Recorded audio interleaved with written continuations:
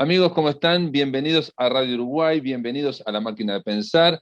Este programa, saben ustedes que va no solo por Radio Uruguay, sino por todas las radios públicas de todo el interior del país. Este programa está producido por Carolina de Cuadro y hoy vamos a tener una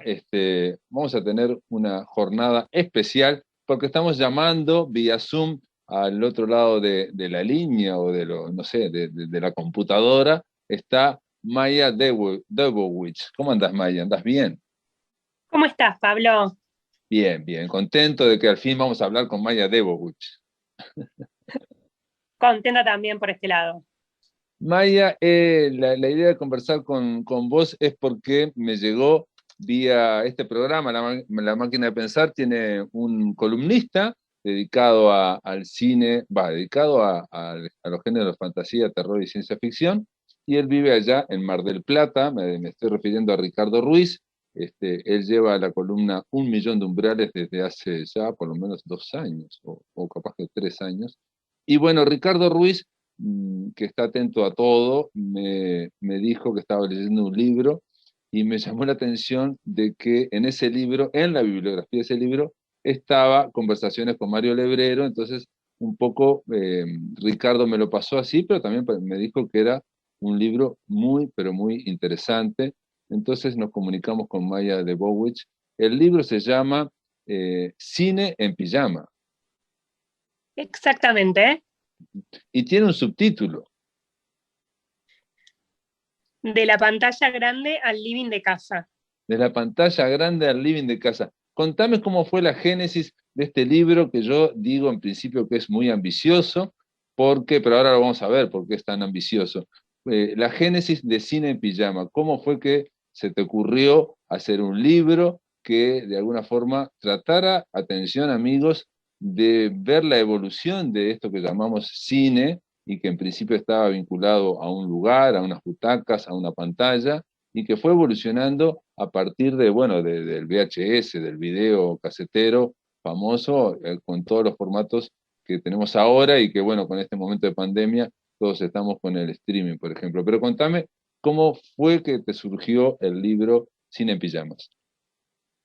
Bueno, el libro surgió en 2016, salió publicado en 2017 por Paidós, y justo en ese momento el streaming era un estallido, que es gracioso porque con la pandemia el libro volvió como a tener su circuito por el hecho de que estamos en nuestras casas, ¿no? Como que unos años después, ahora en la pandemia se volvió todavía más actual, Claro. aún que en ese momento, porque estamos totalmente un poco dependientes del streaming al no haber, por lo menos acá en Buenos Aires, cines abiertos, habilitados. Y el libro surgió en ese momento acá en Argentina no había libros que analicen un poco este fenómeno del streaming, del VOD, y bueno, y mi idea a partir de este análisis era poder recorrer un poco desde la llegada de la televisión, de la irrupción del cine adentro de casa y cenar alrededor de la televisión, que bueno, yo eso lo viví, no en ese momento, obviamente, pero que se puede leer desde el cine mismo, cómo es ese fenómeno, pasando por el fenómeno del VHS, que bueno, que ese por suerte sí lo viví, el DVD y bueno, y todo lo que fue llegando hasta lo que es el estallido del streaming y cómo justamente las nuevas formas de ver y sobre todo también de hacer cine, cómo eso impactaba, generaba cambios en el cine que se hace en pantalla grande, digamos, cómo esa atención hacía que cambie el cine mismo e incluso también, bueno, con esta nueva era de las series, también cómo las series también cambiaban la forma de hacer cine. Esa fue un poco, sí, la idea ambiciosa, porque es muy difícil poder recorrer todo y poder resumir tantas décadas de historia y sobre todo un fenómeno tan reciente. Es difícil a veces hablar sin distancia. Sí, aparte te digo, Maya, el que nos escucha ahora podría decir que Cine en Pijama es prácticamente lo que estamos viviendo todos bajo la pandemia, ¿no? Aquí en Uruguay tampoco hay cine en estos momentos, y realmente hubo un estallido a nivel planetario de lo que es el streaming. Yo leí hace muy poquito que hay una plataforma de cine en España que se llama Filmin, y ellos estaban en crisis económica prácticamente hasta el 2019, y sin embargo ahora están, bueno, es una especie, ellos se autocalifican como Netflix para cultos, ¿no? O algo así, o cine culto, y ahora realmente están en una expansión impresionante, pero contaban ellos que en el 2000, creo que 18, tuvieron que pedir ayuda de fondos europeos porque no terminaba de cuajar en ese nicho y en esa plataforma y en ese negocio. Digo que esto ha sido un estallido brutal. Entonces parece que realmente el libro hubiera sido escrito para ahora y no para el 2017, ¿no? Analizar eso, y es muy difícil analizar, como decís vos, lo que está ocurriendo ahora y las repercusiones que ya tiene, pero en tu libro ya estaba previsto esas repercusiones. Sí, es muy extraño lo que pasó y de hecho digamos, me pasó que a partir del año pasado mucha gente lo empezó a leer en ese momento y empezó como algunos me entrevistaron en ese momento cuando para mí el libro, viste, ya estaba más archivado y, y se retomó desde ese lugar, lo cual hubiera sido bueno sacarlo en 2020 el libro, pero más allá de eso, sí me pasó en su momento cuando saqué el libro, que era reciente, pero había algunos porcentajes digamos, y teorías que ya eran fáciles de poder profundizar, ¿no? Digamos, incluso muchas cuestiones de la piratería, que las hablo bastante en el libro, digamos, tenía números y estadísticas de qué agarrarme, más allá de que yo el libro, digamos, el recorrido que hice un poco, obviamente es a través de mi mirada, pero también lo hice a través de ciertas historias personales de cómo es mi relación con el cine hogareño.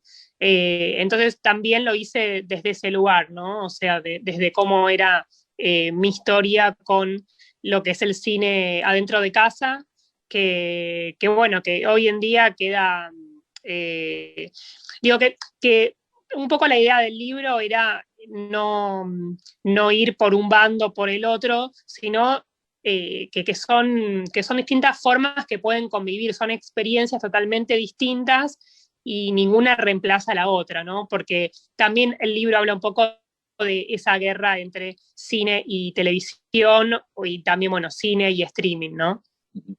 Cine hogareño, dijiste ahora.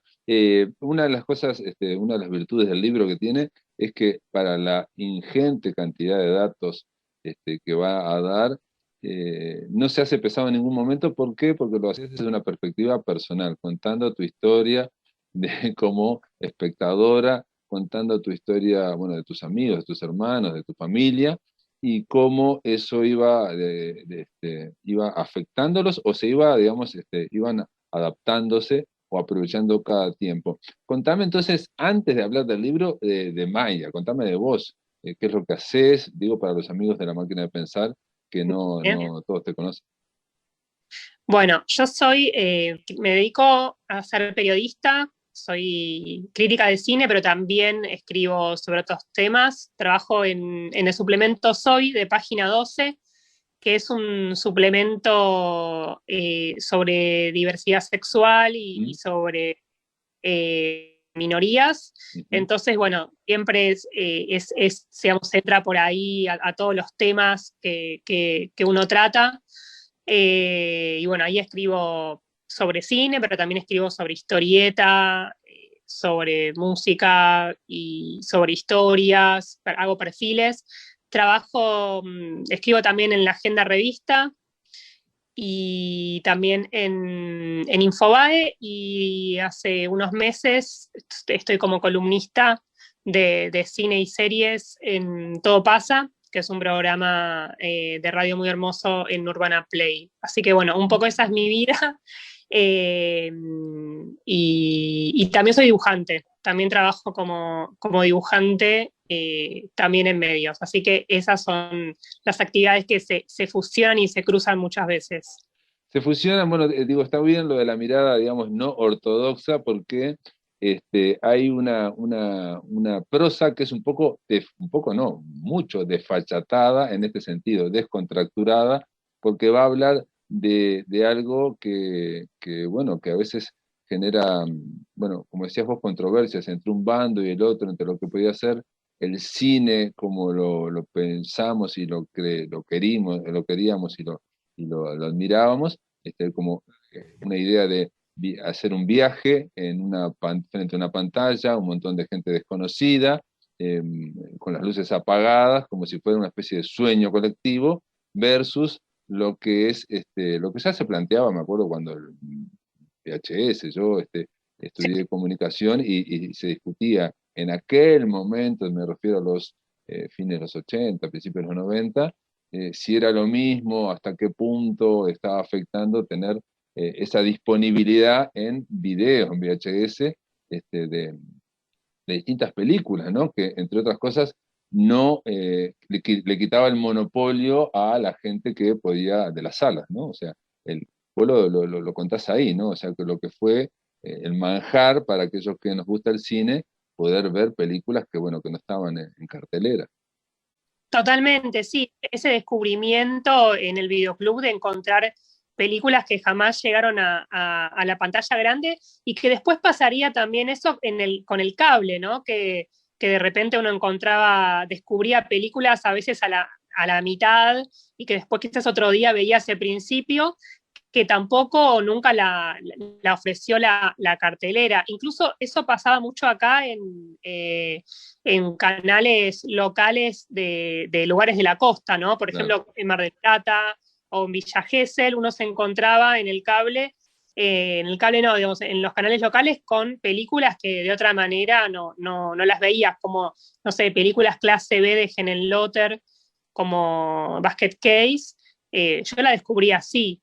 Y lo que me pasó a mí un poco con el libro, con lo que decís de esta prosa desfachatada, que me gusta esa manera de describirlo, me encanta, es que me resultaba difícil poder encarar este tema sin que quede como una Wikipedia, ¿no? Como me daba mucho miedo que quede un libro de puros datos, que primero no tiene que ver con mi forma de escribir, pero además me daba mucho miedo que el lector se quede dormido. Entonces, por eso fue que pensé en hacer un recorrido personal, además me parecía más honesto, pero más allá de eso necesitaba poder encontrarle un recorrido que acompañe los datos, pero que también le dé un carácter de prosa personal. Y eso fue un poco lo que me pasó, y creo que también tiene que ver con que yo empecé como crítica en la revista El Amante, y bueno, hoy no existe más El Amante. Brillante revista, ¿no? Una Sí, espectacular sí, sí, revista, ¿no? totalmente. Primero me formé leyéndola de chica, que la compraban en mi casa, la compraba mi mamá, y bueno, y me formé así. Y después, cuando entré a escribir ahí, que bueno, que para mí obviamente fue como un movimiento bastante grande, eh, siempre me fomentaron ahí mi editor Javier Portafaux, que fue en su momento quien fue mi editor, a esas ideas caprichosas que tenía, darles el foco principal, ¿no? Y bueno, y el libro es un poco también una consecuencia de esa escuela que tuve, que fue trabajando y escribiendo en El Amante, y que agradezco porque me dio quizás esa forma de escribir un poco atrevida a veces, de decir ciertas cosas, y el libro creo que tiene que ver un poco con la consecuencia de eso. Creo que si no hubiera empezado en El Amante, otra hubiera sido la historia y otra hubiera sido mi forma de escribir, de ver y bueno, y de todo, supongo. Digo, una de las cosas que da la sensación a aquellos que lean Cine en Pijama es de que es muy fluido, muy ágil, yo te decía, desfachatada la prosa en el sentido, pero muy personal. Entonces, todos los datos y todas las reflexiones, porque de última estamos ante un libro de ensayo, aunque parezca muy grandilocuente, no es grandilocuente, porque el ensayo, lo que demuestra tu libro es que se puede dar desde un punto de vista más descontracturado, ¿no? O sea, poniéndote al mismo nivel que el lector, si se quiere, hablándole al lector como si fuera un amigo al que te voy a contar lo que fue el cine en los últimos 40 años, ¿no? Una cosa así. Sí, Ujú. sí, estoy de Y, acuerdo. y, por ejemplo, quiero leerle simplemente ahora una página al azar del libro, dice, habla del cine de la televisión por cable, Maya Debowicz, y dice que nació en Oregón en los años 40, sin embargo pasó mucho tiempo hasta que dejó de ser una rareza tecnológica para ser algo tan habitual como una licuadora.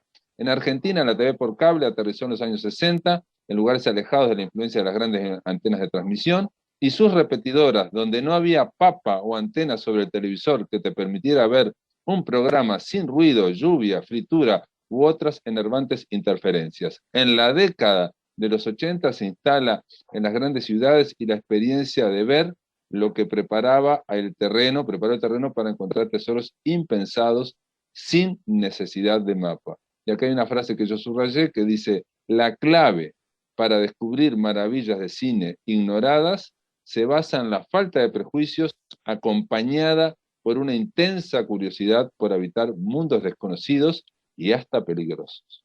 Me parece brillante la frase. Muchas gracias. Sí, eso tuvo que ver también, el libro para mí también era como una carta de amor a esa educación que me dio la televisión de niña y de adolescente y que para mí fue como, fue una compañía y como un amigo que me enseñó un montón y también el libro quería que sea una carta de amor a eso, a eso que me dio y a todo eso que aprendí y que incluso después me enseñó a construir puentes con otras personas a través de todo eso que había visto y que había descubierto y que me enseñó muchísimo sobre el desprejuicio. En ese sentido, tiene que ver también bastante con todo lo que hago esto de poder borrar el límite entre lo que es, no sé, arte fino y consumo banal, digamos, esa Claro. idea de el cine es mejor que la televisión, o tal director hay que ver, tal no, o primero tenés que ver esta película y después la otra, y me parece que lo interesante que tiene la televisión por cable, ¿no? Que el streaming es otra cosa, porque ahí vos estás eligiendo más allá de la nueva opción que tiene Netflix de reproducir, pero sacando esa novedad, el cable tenía eso y lo tiene todavía, que es uno se va encontrando con películas o con capítulos de series sueltos y uno entraba por donde entraba, ¿no? Que sería lo que en el pasado era el cine continuado, que uno entraba en una película empezada y de repente llega otra película y a veces no sabías a cuál te estabas metiendo, que también lo pueden tener los festivales de cine, por ejemplo, cuando vos elegís una película con el horario que vos podés y no con la película que querés ver, ¿no? En el mejor caso de los desprejuiciados, ¿no? Pero a mí me parece muy lindo la sorpresa, me parece lindo ese momento donde uno va sin expectativas porque vos no sabés con lo que te vas a encontrar y de repente también pueden no gustarte cosas, pero conociste eso, ¿no? O sea, podés opinar que no te gustó por X motivo o lo que te pasó, pero a mí me gusta mucho sorprenderme e incluso me gusta mucho equivocarme. Quiero decir, yo muchas veces tengo prejuicios y me gusta mucho poderme equivocar con ese prejuicio, ¿no? O sea, a veces quizás hay un director que no me gusta y que voy a ver la película de ese director y no tengo ganas y de repente me gusta y tengo que contradecirme cosas que pienso. Me gusta mucho esa sensación de tener que resetear y bueno, y encontrarme con que no era lo que pensaba. Me gusta eso. Muy bien, Maya Debowicz, vamos a hacer una pausa, amigos. Estamos conversando en la máquina de pensar con la autora argentina de Cine en Pijamas después de la pausa vamos a ver que quizás, eso voy a conversarlo con ella, quizás esto que estaba diciendo Maya estaba en el propio cine desde siempre, pero lo hemos descubierto ahora con este cine hogareño, donde a veces nos encontramos con cosas que no esperábamos. Después de la pausa seguimos aquí por Radio Uruguay. Gente, estamos conversando en La Máquina de Pensar con Maya Debowicz. Ella es la autora, escribió Cine en Pijama, de la pantalla grande al living de casa. Es un libro que tiene un par de años, pero que parece escrito para ahora, para la pandemia. Y yo te decía en el bloque anterior, Maya, que eso que estabas diciendo de vos, de que había que ser desprejuiciado, o de que había que tratar de alguna forma, entrenar el nervio óptico de cada uno, la sensibilidad de cada uno, y no, lo cual no quiere decir dejar de leer sobre cine, pero no estar en eso tan estructurado que a veces estaba, de que hay que primero leer hay que ver primero los grandes directores, o esas falsas contradicciones entre alta cultura y entretenimiento más banal o más pochoclero. Yo te escuchaba y pensaba que hubo un escritor español, una vez lo escuché decir esto, de que la palabra cine era tanto para el medio como para la sala del cine. Nosotros vamos al cine, y él decía otra cosa, que el acto de ir, la decisión de ir al cine, o sea, de vestirse, de prepararse, todo, estaba previa a la de elección de la película, ¿no? O sea, primero se decidía, vamos al cine, y después decía, bueno, vamos a ver qué película hay, y se iba a una película, ¿no? Entonces con eso decía que lo que mandaba era el acto de ir a ver, y no tanto qué vamos a ver. De hecho, nos pasó a todos, ¿no? Ensartarnos con alguna cosa, pero porque queríamos ir al cine y después elegíamos. Y lo mismo puede pasar también en el streaming, ¿no? ¿No? Algo así. Sí, estoy de acuerdo. Y de hecho, con respecto a lo que decís, pasa algo que es que el cine del espacio, de las salas, se volvió cada vez más el evento. Entonces, las películas que elegía la gente para ir a ver tenían que ver con la espectacularidad. Entonces, también pasó que, digamos que la gente iba a ver de repente, no sé, películas de superhéroes, de Marvel, de DC, o Señor de los Anillos, y dejaba más lo menos espectacular para ver dentro de las casas, ¿no? Del streaming, y eso un poco condicionó la cartelera inevitablemente. Entonces también pasa que y que yo lo escribí eso y que se habla poco de esto, que es que el streaming también lo que permitió es, por un lado, alojar, pero también producir obras que hoy son más difíciles que tengan espacio y que tengan producción.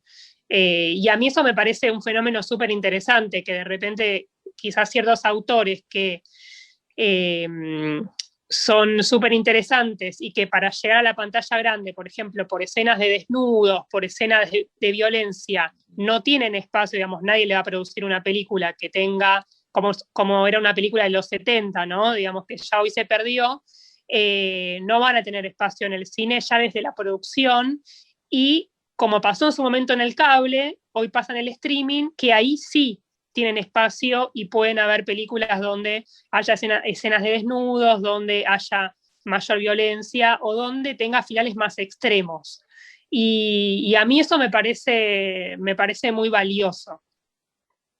Y también, por ejemplo, estoy pensando en David Lynch, ¿no? Twin Peaks, hacer una Ah, tercera temporada después, 25 años después, ¿no? Cosas así. totalmente de acuerdo, sí, bueno, Twin Peaks justamente que fue como un batacazo en ese sentido de que yo no sé si no estaba el streaming, digamos, más allá de que afuera fue Showtime, pero sí, fue como el evento en streaming, y que de hecho Twin Peaks se estrenó en Cannes en pantalla grande, lo cual fue rarísimo, pero los dos primeros capítulos se dieron en pantalla grande en el Festival de Cannes, y empieza un poco eh, de borrarse el límite entre película y serie. De hecho, ese año que se estrenó Twin Peaks, Kaiju Cinema, la revista, la votó como una de las mejores películas del año, a una serie, lo cual es rarísimo. Claro, claro. Igual hasta hace muy poco, por lo menos hasta el año pasado, había una especie de guerra entre los Oscars, entre el premio de los Oscars y Netflix, ¿no? Por ejemplo, me acuerdo del Irlandés, que también fue gracias a Netflix en este caso, y que fue una Sí. película de Scorsese, sin embargo fue nominada y no sacó nada, y se decía que, a eso por lo menos hace 2 o 3 años, que no se le iba a dar premios porque eso iba en contra del streaming, iba en contra de la industria de Hollywood.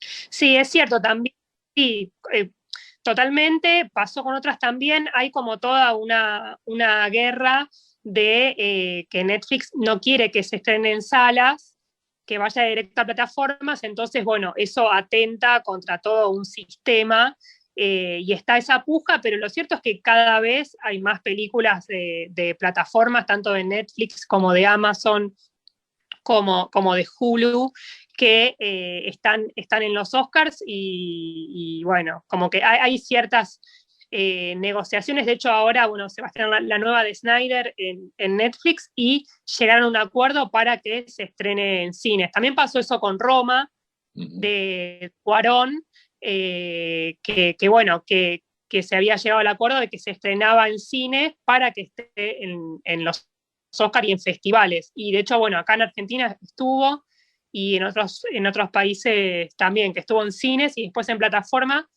Y yo siempre digo, y lo dejo en claro en el libro, pero siempre lo repito y suelo discutir sobre este tema, que es que las personas que la quieren ver en streaming, no, en general no la quieren ver en pantalla grande y viceversa. No es que una cosa reemplaza a la otra. Creo que lo ideal siempre es que se puedan ver de todas las maneras posibles, pero no creo que reemplace. Incluso también hay un capítulo que cuento cuando Alex de la Iglesia, en un discurso, creo que fue en 2011, había dicho que hoy en día las películas tenían que pensarse cuando se filman para ser vistas desde un celular. Quiero decir, no pensarlas como que solamente se tienen que ver en pantalla grande, que hay que pensar las composiciones, los planos, el montaje, todo, por si una persona lo ve en un celular. Y me parece súper interesante esa idea de los formatos y los tamaños y qué pasa cuando uno vio una película en pantalla grande y después la ve en pantalla chica. Siempre me molesta esa idea de, no, pero hay que verla en pantalla grande. Ujú. Si la película vale la pena, se ve en todos los formatos que se pueden ver. Quiero decir, tiene que funcionar en un celular, en una tablet, en una computadora o en una pantalla grande. Y me parece que lo que trae esta nueva era es eso, es que ver si la película realmente tiene algo para aportar más allá de el gran sonido o las explosiones o todo lo que te pueda ofrecer esa espectacularidad, que ojo, a mí me encanta, me encanta me encanta la espectacularidad del cine, pero también creo que tiene que sostenerse en un tamaño más pequeño. Ujú. Bueno, Alex de la Iglesia dice en el libro, bueno, eso lo pone Maya de Bowich en Cine en Pijama, dice, una película no es una película, lo dijo en la Academia de Cine allá en España, hasta una película no es una película hasta que alguien se sienta delante y la ve. La esencia del cine se define por dos conceptos, una pantalla y personas que la disfrutan. Sin público esto no tiene sentido. Ese público que hemos perdido no va al cine porque está delante de una computadora. Quiero decir claramente que no tenemos miedo que no tengamos miedo a Internet, porque Internet es precisamente la salvación de nuestro cine. Eso obviamente causó mucha indignación en ese momento, y vos pudiste hablar con Alex de la Iglesia, ¿no? Sí, sí, tuve la suerte por mi trabajo de poderlo entrevistar cuando estrenó el bar.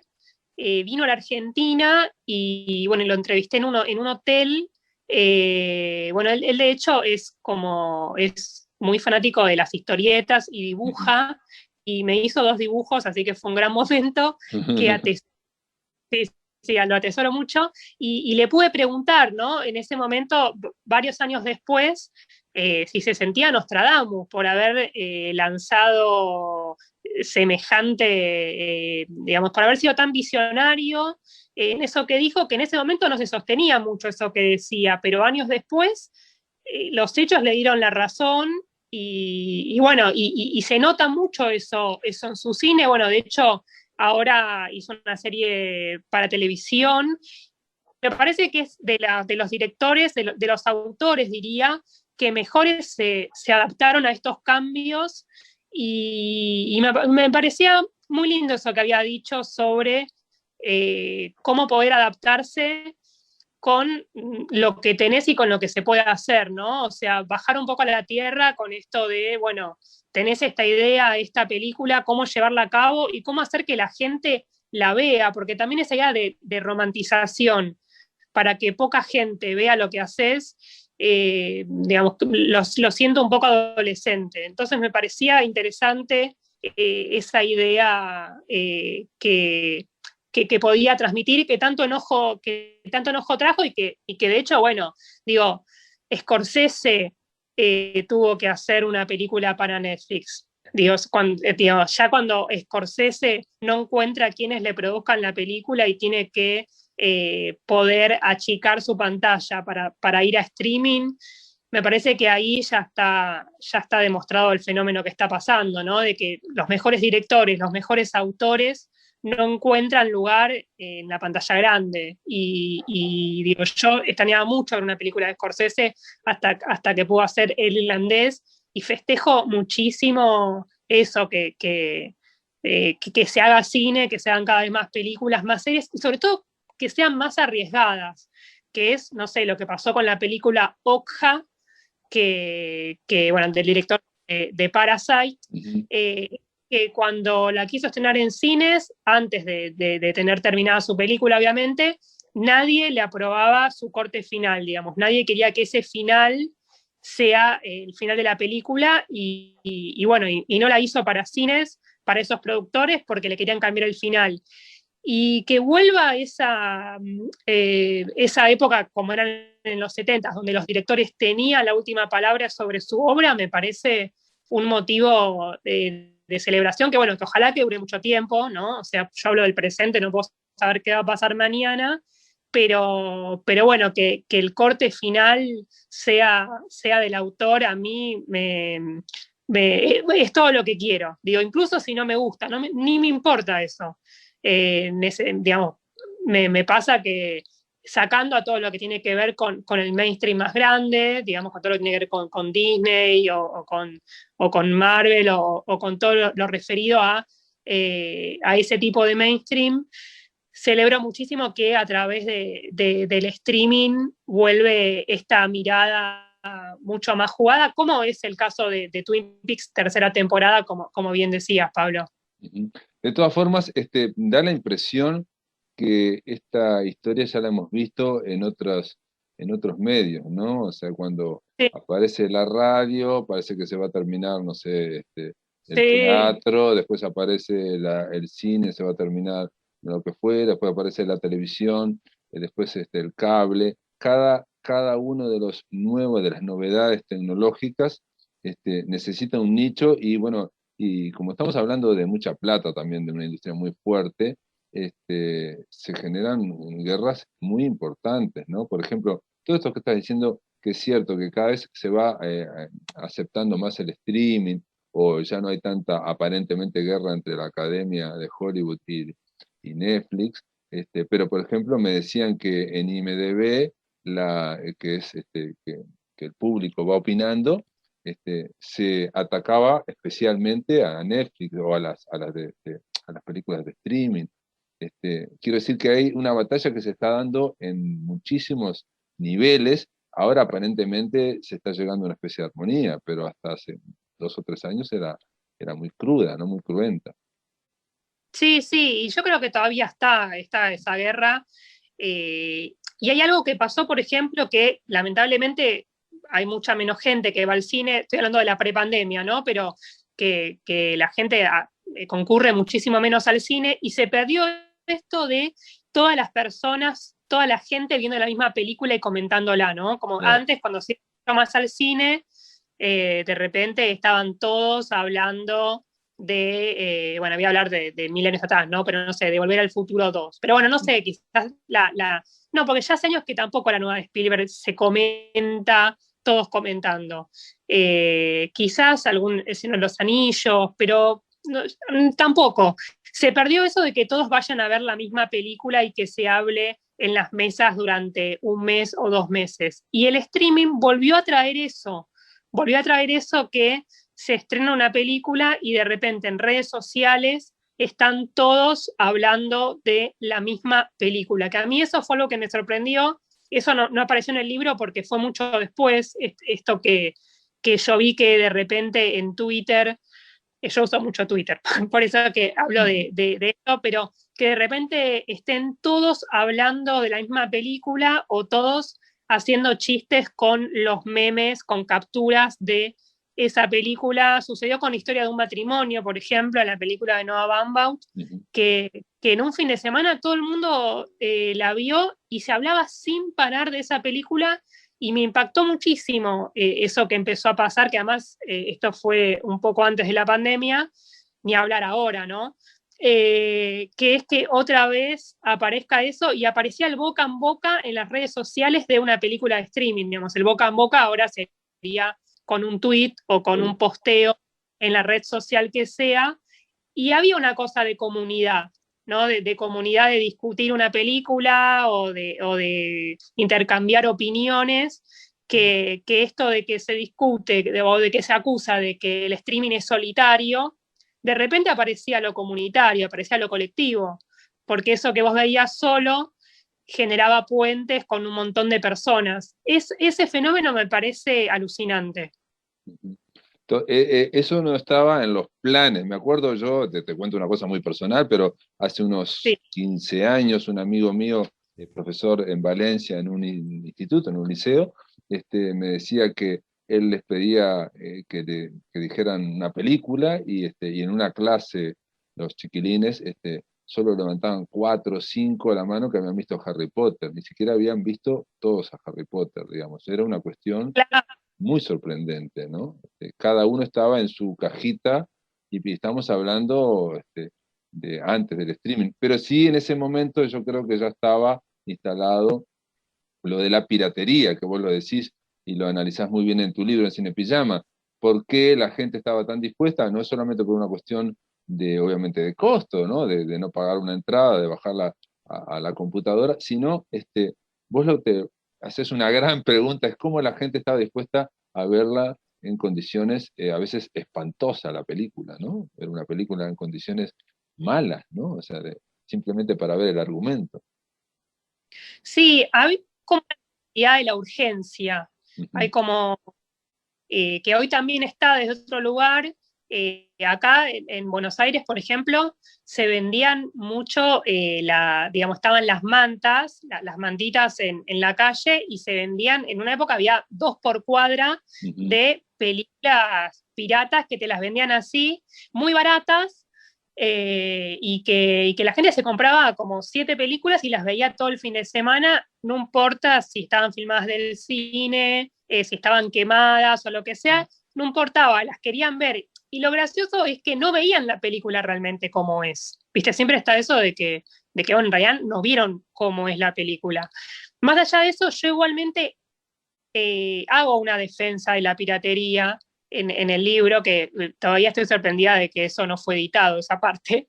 Agradezco mucho a mi editor Leonardo Despósito y a Vanessa por eso, pero bueno, también pasa que hay ciertas personas que quizás si no es de esa forma no pueden ver películas, y yo siempre celebro de que puedan ver las películas como sea. Obviamente no es ideal que se vea así, pero me gustaba mucho también la idea de que una familia de repente vea 7 películas en un fin de semana.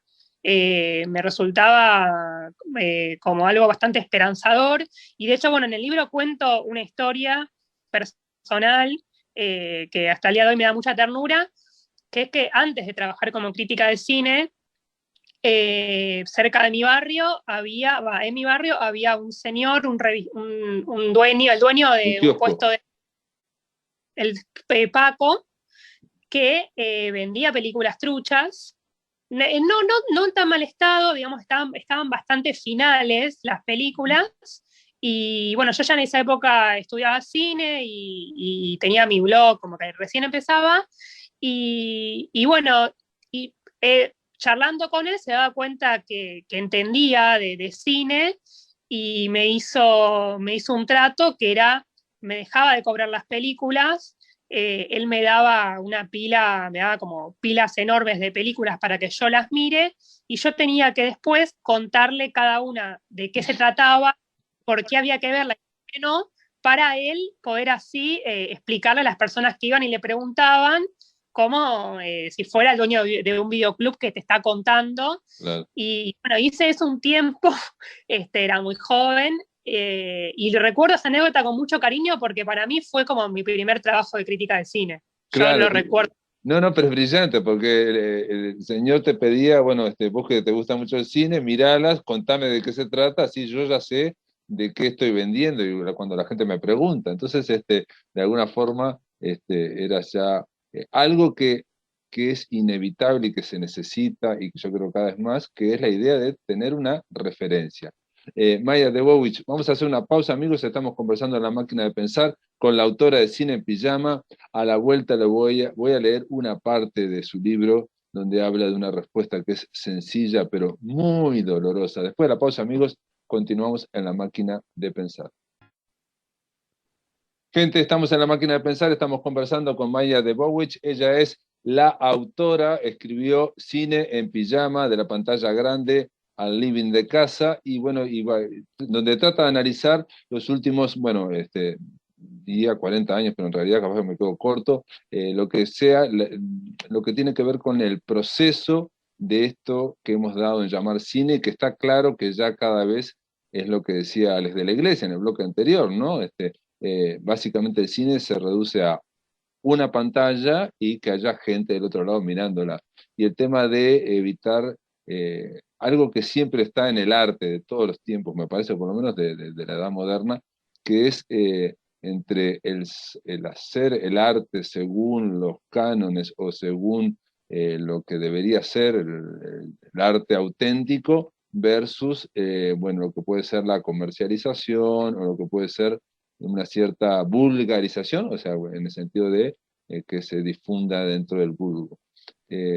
Yo te decía en el bloque anterior, Maya, que vos decís en tu libro cómo hay gente que está dispuesta a ver el cine de cualquier forma y solamente para ver el argumento, ver películas, te referías a las películas pirateadas, pero bueno, creo que hay gente que también mira, conozco chiquilinas, gurisas, jóvenes o gurises que dicen, yo miro series, pero las series que son muy livianas, miro porque las pongo en español, así estoy haciendo otras cosas y las estoy escuchando. Y las que me gustan las pongo subtituladas. Bueno, la respuesta de Maya Debovich es que dice en el libro, dice, la respuesta es muy sencilla, aunque dolorosa para la mayoría de los cinéfilos.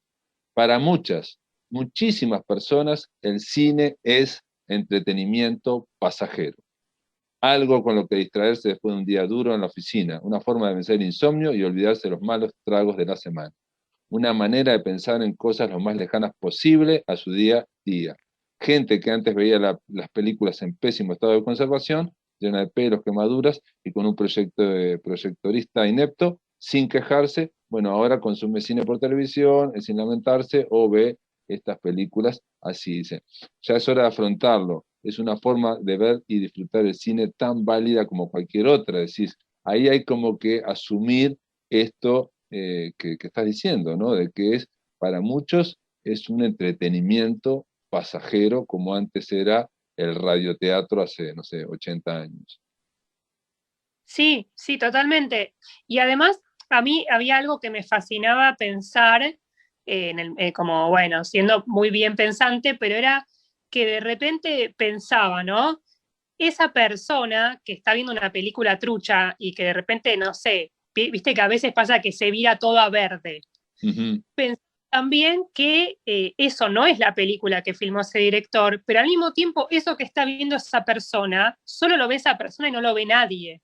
Y a mí eso también me resulta un poco fascinante de la piratería, digamos, de que inevitablemente queda como una intervención que tiene esa película por la mala calidad que lo tiene, ¿no? Y a mí, Bueno, sí, dale. no, No, que no, a mí esa idea y esa experiencia un poco me resulta atractiva de pensar, que es que, digo, es otro corte, se podría decir, ¿qué pensará el director de que su película se ve así? bueno, en tu libro decís que me mencionás a James Cameron, mencionás que la película más pirateada de la historia es Avatar, la segunda era Batman, Caballero de la Noche, y James Cameron dice, la gente elige basándose en la experiencia. Quieren tener la película en el iPhone para cuando se les dé por verla, y quieren la experiencia social de ir al cine. Son experiencias bien distintas y considero que todas pueden coexistir en el mismo ecosistema, ¿no? Sí, totalmente. Sí, también pasa que el cine está pensado más y todavía se lo lee así como una actividad social donde vas con amigos, donde vas con tu pareja, ¿no? Como esa idea de lo que vos decías, ¿no? De la salida y que el streaming es vos solo. Y bueno, y hoy en día eso se cambió totalmente. Digamos, yo, por ejemplo, de hecho, a mí al cine me gusta ir sola. Me encanta ir al cine sola. Además tengo como un defecto de profesión que soy insoportable porque yo voy con un cuaderno al cine, porque yo siempre estoy trabajando, entonces o sea, me da mucha vergüenza estar anotando al lado de alguien, porque es como raro, ¿viste? En general se incomodan. Entonces voy sola y estoy tranquila. Y hoy en día el streaming generó que estamos encerrados y que familias enteras están viendo algo y te haces tu propio ciclo. Y incluso también le recomendás a alguien que está lejos y que extrañás, bueno, mira esto y la comentamos. Yo tengo amigos que, por ejemplo, ponemos al mismo tiempo algo y abrimos un chat y lo vamos comentando en el mismo, vamos comentando lo que vamos viendo como si lo estuviéramos viendo juntos. ¿Qué sé yo? Son épocas raras, pero me parecen fenómenos que te acercan mucho más de lo que te alejan y que creo que a veces uno se ata a una sola forma y se pierde otras que son tan interesantes como las que uno cree ideales y creo que eso, que estas nuevas formas de ver cine inevitablemente van a alimentar a las más tradicionales. Y me parece que desde ese lugar el espectador sale ganando, ¿no? Más allá de que hoy en día quizás el mayor problema de... Yo extraño mucho los videoclubes, yo no sé si en Uruguay sigue habiendo, No, cada vez hay menos, hay muy poquitos, hay muy poquitos. pero para mí eso sí es una pérdida enorme, por Ah, ya, ejemplo. sí, no, perdón, digo, me quedan 2 minutos y quería hacerte Sí, una pregunta, digamos, que podría ser el lado negativo, lo veo ahora que estoy pensando, sí. que es el desarrollo brutal de las series frente a las películas. Me pasó dar clases y decirle a unos chiquilines, bueno, elijan la mejor película y hagan una reseña sobre ella, y todo el mundo en silencio, hasta que uno me dijo, pero tiene que ser película porque todos veían series, ninguno había visto o tenía una película favorita. Y entonces la pregunta es esta, ¿no hay el riesgo ahora que hay esas bocas para alimentar, que son las grandes plataformas, el streaming, de que todo se alargue, de que todo se rellene, hay mucha cosa que en vez de hacerlo en 2 episodios, tengo que hacerlo en 8 episodios, en 10, en 3 temporadas? Sí, sí, estoy de acuerdo. Creo que eso está pasando y pasa. Incluso hay miniseries que podrían ser una película, por ejemplo, y se nota eso, esto de el estirar, pero creo que esa, digamos, es el costado más negativo, pero también creo que hay grandes series que se toman el tiempo de crear personajes, de desarrollarlos y de volverlos más importantes que la historia misma, que es un poco lo que pasa con una historieta, con una serie de historietas, ¿no? Y a mí eso me gusta mucho. Entonces yo eso lo disfruto, qué sé yo, como es el caso de Better Call Saul. Entonces, en ese sentido, lo celebro. Lo que sí me pasa que es un problema, eso que decís, yo lo comparto y lo veo cada vez más con miniseries. Viste que ahora se dice, bueno, esto podría haber sido un mail. Bueno, es un poco eso lo que pasa con ciertas miniseries que no tienen tanto de qué agarrarse, pero la gente hoy en día sí, creo que hay algo con la serie que es como te acompaña más tiempo. Claro. Muchas veces te elige antes de una película que termina demasiado rápido, y quizá también pasa que hay un fenómeno social que muestra que hoy en día necesitamos distraernos más tiempo porque el tiempo se volvió muy abstracto con la pandemia. Muy bien, Maya, me encantaría seguir conversando con vos y decirles, por ejemplo, que la serie 30 monedas de la iglesia es espectacular, Increíble. o la última Ethan Hawke de El pájaro carpintero de Good Blood Bird, la recontra recomiendo, es una miniserie de 8 episodios que me fascinó, pero bueno, se me terminó el tiempo. Maya Debowicz, autora de Cine en Pijama, gracias por estar en La Máquina de Pensar. Un placer, Pablo, gracias. Amigos, se terminó la máquina, espero que lo pasen muy, pero muy bien.